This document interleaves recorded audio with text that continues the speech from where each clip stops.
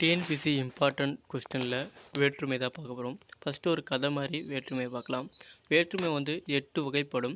இதில் முதல் வேற்றுமைக்கும் 8ஆம் வேற்றுமைக்கும் உருபுகள் இல்லை. 2ஆம் வேற்றுமைக்கும் 7ஆம் வேற்றுமைக்கும் உருபுகள் உண்டு. வேற்றுமை தொடர் அப்படின்னா வேற்றுமை உருபுகள் இடம்பெற்றுள்ள தொடர் தான் வேற்றுமை தொடர்கள் அப்படின்னு சொல்கிறோம்.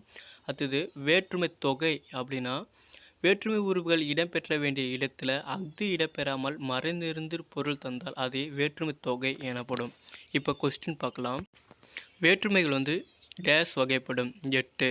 முதல் வேற்றுமையும் 8ஆம் வேற்றுமைக்கும் டேஸ் இல்லை, உருபுகள் இல்லை. 2ஆம் வேற்றுமை முதல் 7ஆம் வேற்றுமை வரை டேஸ் உண்டு, உருபுகள் உண்டு. வேற்றுமை உருபுகள் இடம்பெற்றுள்ள தொடரை டேஸ் என்பார். வேற்றுமை தொடர்கள். வேற்றுமை உருபுகள் இடம்பெற வேண்டிய இடத்தில் டேஸ் இடம்பெறாமல் மறைந்திருந்து பொருள் தந்தால் அதை வேற்றுமை தொகை என்பார். அஃது மறைந்திருந்து பொருள் தந்தால் அதை வேற்றுமை